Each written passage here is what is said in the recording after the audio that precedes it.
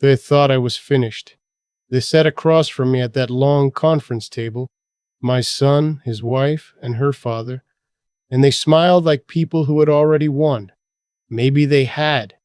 That's what I kept thinking on the drive home. Maybe they already won, and I just didn't know it yet. My name doesn't matter. What matters is that I spent 41 years building something. A supply chain consulting firm started in a spare bedroom in our house in Raleigh, North Carolina, with a used desk and a phone I shared with my wife. We had nothing. We built everything. And then, somewhere along the way, I got old, and the people I loved most decided that old meant easy. Let me back up. I married my wife, Barbara, in 1981. She was a school teacher. I was 26 and thought I knew everything. We had one son together. I'll call him my son, because that's what he was to me. Even now, even after everything, we named him after my father. He grew up in that house, watched me work, watched me sacrifice, watched me miss birthdays and baseball games because a client needed something and we needed the income. I thought he understood. I thought he respected it. He married a woman I'll call my daughter-in-law. She came from money. Her father, I'll call him the father-in-law, was a retired real estate developer out of Charlotte. Big man. Loud opinions. The kind of man who assumes every room belongs to him because most rooms usually have. He never liked me. I could feel it from the first handshake. Too firm, held too long, eyes that measured and found me lacking. Barbara passed away in 2019. Pancreatic cancer. 11 weeks from diagnosis to the end. I was 64 years old and I didn't know who I was without her. That's when things started to shift. At first it was small things. My son started coming around more, calling more, asking questions about the business, not out of interest, I realize now, but out of inventory. How much was the firm worth? Did I have a succession plan? What did my accountant say about the potential sale? I answered honestly because he was my son, and I was proud, and I wanted him to be interested. Then the father-in-law started showing up at family dinners, offering opinions, suggesting I was carrying too much stress for a man my age, recommending I consider bringing in a business partner to lighten the load. He had a specific partner in mind, of course, a colleague of his, someone who could help me transition into a more comfortable role. A more comfortable role. I was 65. I still ran 10 miles a week. I still took calls at 6 in the morning from clients in Singapore. I was not ready for a more comfortable role, but I was lonely. That's the part I'm ashamed to admit. Barbara was gone, and the house was quiet in a way I had never experienced. And my son was calling and coming over, and it felt like maybe grief had brought us closer. It felt like maybe something good was growing out of something terrible. I was wrong. It started with a power of attorney. My son brought it to me on a Sunday afternoon in March of 2021. He said the family attorney had recommended it. For my protection, he said. In case something happened. In case I had a health event and needed someone to make decisions quickly. It made sense on the surface. I was 66. I lived alone. It made a certain kind of sense. I signed it. I didn't read it carefully enough. That's my fault, and I've sat with that fault for a long time now. What I didn't understand, what I would come to understand much later, was that the power of attorney had broader language than I realized. It didn't just cover medical decisions. It covered financial ones, too. Over the following months, small things disappeared. A savings account I rarely checked dropped by $30,000. I noticed and asked my son about it. He said there had been a fee issue with the bank, that he'd handled it, that everything was fine.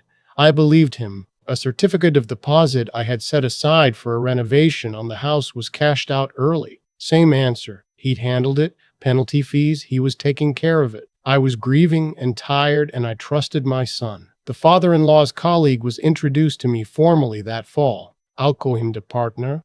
He was polished, well-dressed, good at eye contact. He proposed a partnership structure where he would come in as a co-owner and take over day-to-day operations while I retain the title and a percentage of profits. What he was describing, I understand now, was acquiring my business for nothing while I handed him the keys and thanked him for it. I didn't sign that agreement. That was the first moment something shifted in me. Not suspicion exactly, but a heaviness, an instinct. I told my son I needed more time. He pushed. The father-in-law pushed. My daughter-in-law made a comment at dinner, casual, almost offhand, that I was being stubborn, that it was a generous offer, that sometimes older men held on to things past the point of wisdom. Older men, past the point of wisdom. I didn't say anything. I went home, and I sat in the chair Barbara used to sit in, and I thought for a long time. The next morning, I called a man I had known for 20 years. I'll call him my old friend, a former colleague who had left consulting to become a forensic accountant. I asked him to come take a look at my books, just as a favor. Just to make sure everything was in order. He called me back 3 days later and asked if I was sitting down. Over the course of 14 months, approximately $240,000 had moved out of accounts I controlled. Some of it was in small increments, transfers, fees, reimbursements for things I never received. Some of it was larger. There were 2 wire transfers I had no memory of authorizing. My old friend cross-referenced the transfer timestamps against my phone records and my calendar. On both dates, I was traveling. Once to a conference in Denver, once to visit my sister in Savannah. My son had access to the accounts. My son had the power of attorney. I didn't call my son. I didn't call the father-in-law. I sat with that information for 1 week, and I made a decision about the kind of man I was going to be. Barbara used to say I fought like a contractor. Slow to start, methodical, but once I started, I didn't stop until the job was done. She meant it as a compliment. I was going to need it to be true. The first thing I did was call an attorney, not the family attorney my son had recommended, a different one. An estate litigation attorney in Raleigh named. I'll call her my attorney. She had 20 years of experience in exactly this kind of case. She told me, calmly and without drama, that what I was describing was financial elder abuse, and that it was more common than most people knew, and that we had options. The second thing I did was revoke the power of attorney. My attorney filed the paperwork quietly. We said nothing to my son. The third thing I did was open new accounts at a different bank. I moved my operating capital, my retirement accounts, my business reserves. I gave no one access. I told no one. The fourth thing I did was install a small recording device in my home office. A compact digital recorder tucked behind a row of books on the shelf behind my desk. My attorney confirmed that North Carolina is a one-party consent state. I only needed my own consent to record conversations in my home. Then I waited. I kept behaving exactly as I had before. I had dinner with my son and daughter-in-law on Tuesday nights. I listened to the father-in-law's opinions at family gatherings. I asked polite questions about the partnership proposal and said I was still thinking. I looked like a man in decline. I dressed casually, moved slowly, seemed easily confused by details. I gave them what they expected to see. In early November, my son came to my office alone for the first time. He said he needed to discuss something sensitive. He sat down across from my desk, across from the recorder behind the books, and he told me that the family was worried about me, that my judgment had been slipping, that the family attorney, had expressed concerns about my cognitive capacity, that there might be a need for a formal guardianship review. Guardianship.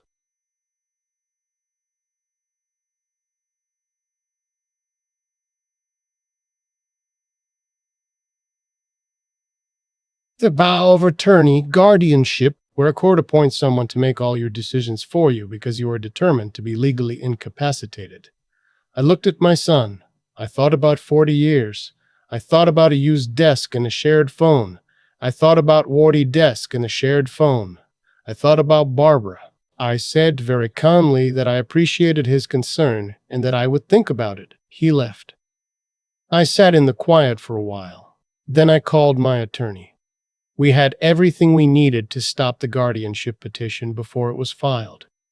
We had the forensic accounting report. We had 3 months of recordings.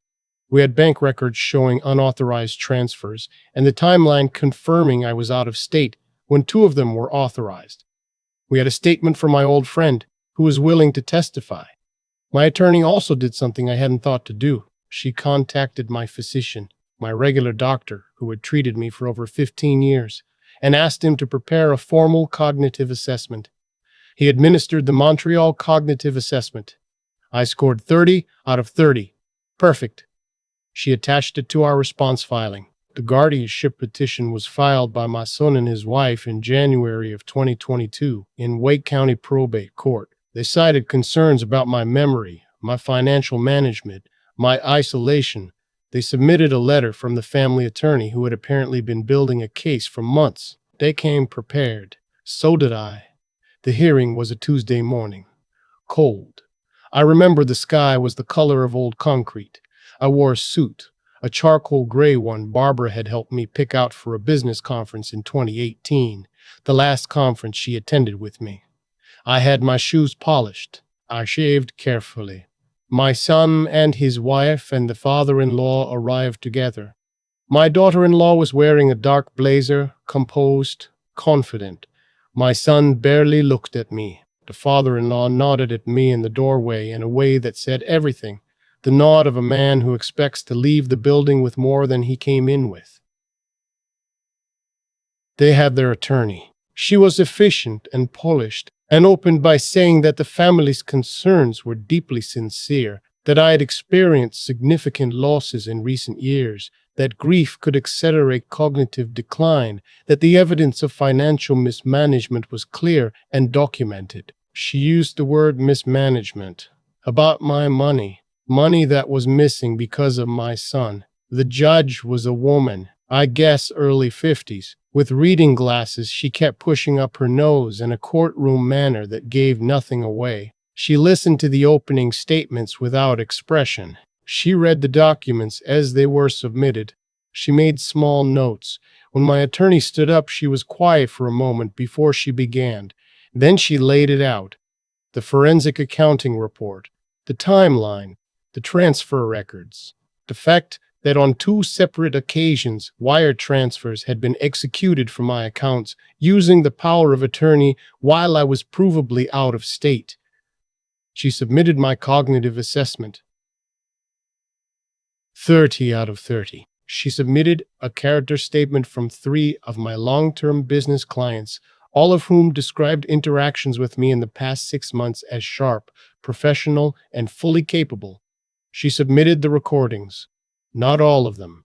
Just the relevant portions. My son's voice, in my office, discussing the guardianship as a strategy. His exact words. I won't repeat them here, but they were not the words of a concerned son. They were the words of someone executing a plan. The courtroom was quiet in a way that felt different from ordinary quiet. The father-in-law's posture changed. My daughter-in-law looked at the table. My son's attorney asked for recess. The judge denied it. The judge reviewed the recordings herself, through headphones, at the bench. She took her time. She made more notes. When she removed a headphone, she looked at my son for a long moment without speaking. Then she ruled.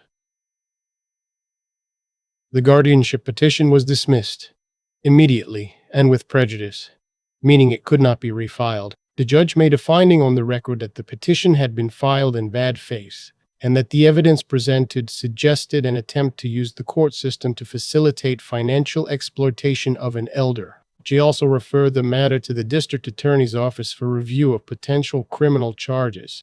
Then she said one more thing. She said that the court found no evidence whatsoever of cognitive impairment in the respondent, that was me, and considerable evidence of methodical, clear-headed planning in the respondent's favor. I don't know exactly what my face looked like. I know my hands were flat on the table and I was very still. I'd spent a year being very still, and it had worked. My son left without speaking to me. His wife followed. The father-in-law paused near the door and looked back at me, and whatever he saw in my expression made him leave without saying what he had come to say. My attorney put her hand briefly on my arm. That was enough. That was January 2022. In the months that followed, the district attorney's office opened a criminal investigation. My son and his wife cooperated partially, enough to create complications for each other. The father-in-law retained a separate attorney. The partner, the man who had been proposed as my business co-owner, was separately investigated for a similar scheme involving another elderly client and ultimately pleaded guilty to a reduced charge. My son was charged with financial exploitation of an elderly adult, a felony under North Carolina law. He pleaded guilty in a negotiated agreement in September of 2022. He was sentenced to 18 months of supervised probation, mandatory repayment of $212,000, and 200 hours of community service. No prison time. His attorney argued for leniency based on family circumstances. The judge accepted a lesser sentence. I didn't object to it.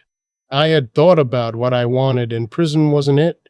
What I wanted was the money back. What I wanted was the record. What I wanted was for everyone who had looked at me and seen a slow grieving old man to understand what they had actually been looking at. The $212,000 was repaid over 18 months as required by the terms of his probation. I donated a portion of it, $60,000, to an elder financial abuse advocacy organization based in North Carolina. I made that decision same week the repayment began. Barbara would have done the same. I still run the firm. I took on a legitimate business partner last year, someone I vetted carefully, over months, with my attorney's involvement at every step. We signed a clear agreement. I kept majority control. She handles the operations I choose to delegate. It's working.